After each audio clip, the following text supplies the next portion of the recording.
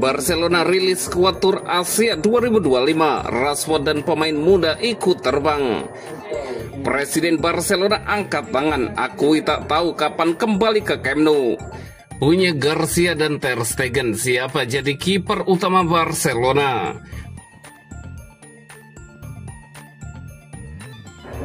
Barcelona rilis skuad Tour Asia 2025. Rashford dan pemain muda ikut terbang. Barcelona akhirnya mengawali tur pramusim 2025 mereka ke Jepang dan Korea Selatan. Keberangkatan tim sempat tertunda 2 hari karena persoalan dana. Kendala muncul akibat keterlambatan pembayaran sebesar 15 juta euro. Situasi tersebut nyaris menggagalkan seluruh rangkaian tur. Namun melalui negosiasi intensif di menit akhir, agenda tur berhasil diselamatkan. Tim kemudian terbang dari Bandara El Prat menuju Kobe pada pukul 11.00 waktu setempat. Tur ini akan menjadi ajang pemanasan menjelang musim kompetisi 2025-2026. Barcelona dijadwalkan melawan Vissel Kobe pada 27 Juli sebelum melanjutkan ke Seoul dan Daegu. Sebanyak 30 pemain masuk dalam daftar yang dibawa oleh pelatih Hansi Flick. Tur ini juga menjadi kesempatan emas bagi sejumlah pemain muda akademi.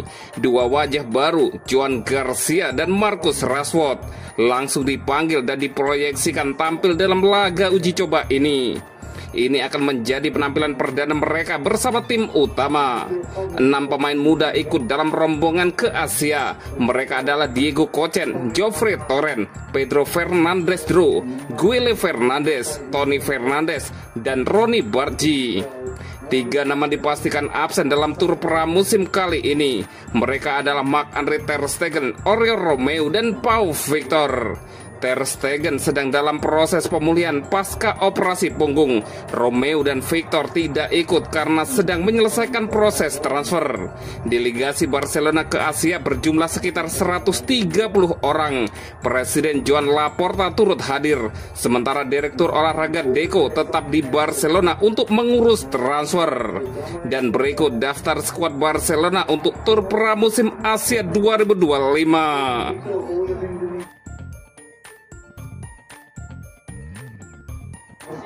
Presiden Barcelona angkat tangan, akui tak tahu kapan kembali ke Camp Nou. Presiden Barcelona Joan Laporta memberikan kabar yang kurang menggembirakan bagi supporter Blaugrana. Ia secara terbuka mengakui tidak tahu kapan timnya bisa kembali bermain di stadion kebanggaan mereka Camp Nou. Proses renovasi stadion dilaporkan mengalami keterlambatan parah, setidaknya 8 bulan dari jadwal semula. Akibatnya laga pramusim Joan Gamper Trophy yang seharusnya digelar di Camp Nou terpaksa dipindahkan ke stadion yang jauh lebih kecil. Keterlambatan ini disebut-sebut disebabkan oleh adanya revisi rencana kerja setelah diskusi dengan Dewan Kota.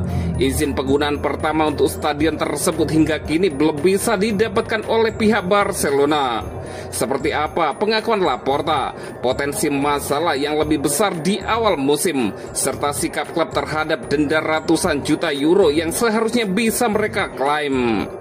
Joan Laporta tidak bisa memberikan tanggal pasti kapan Barcelona akan kembali ke markas di Camp Nou.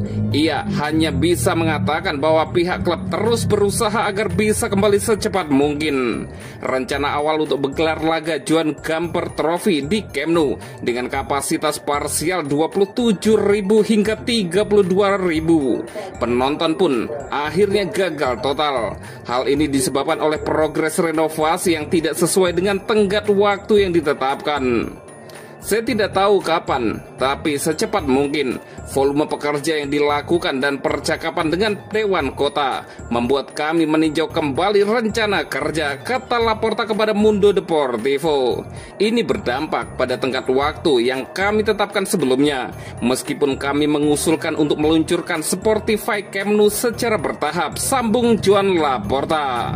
Ketidakpastian ini menimbulkan pertanyaan besar mengenai laga kandang pertama La Liga melawan Valencia Garcia pada 14 September nanti. Terlebih lagi, stadion alternatif Montjuic akan digunakan untuk konser Post Malone 2 hari sebelumnya.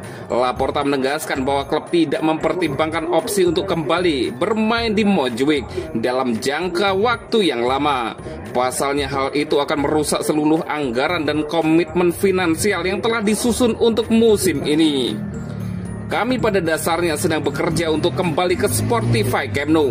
Ada alternatif, tetapi itu adalah kemungkinan yang tidak kami pertimbangkan saat ini, ujar Laporta. Kami harus menyusun ulang segalanya. Kami terbiasa menghadapi situasi rumit, tetapi kami berharap segalanya akan tenang pada saatnya, tegas Joan Laporta.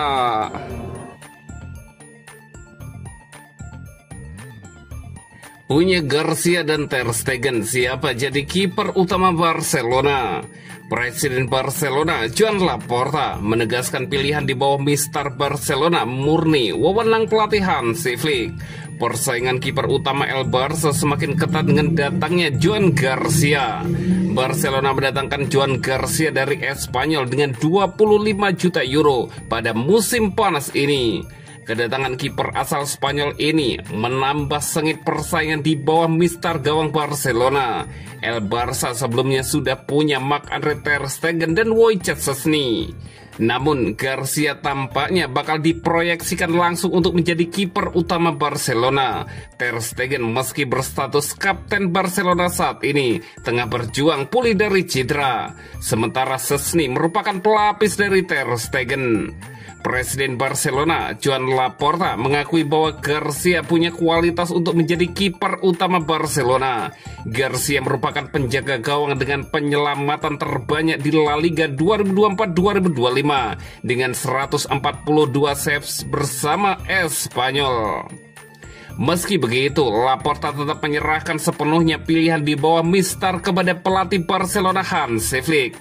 Laporta menegaskan keputusan mendatangkan Garcia untuk memperkuat sektor kiper Blaugrana. Dari perspektif olahraga, itu tergantung pada pelatih. Tetapi memang benar bahwa seorang penjaga gawang dengan kualitas luar biasa telah direkrut untuk bermain. Dan hanya satu yang bisa bermain sebagai penjaga gawang. Itu akan menjadi keputusan pelatih, ujar Laporta, dikutip dari Mundo Deportivo.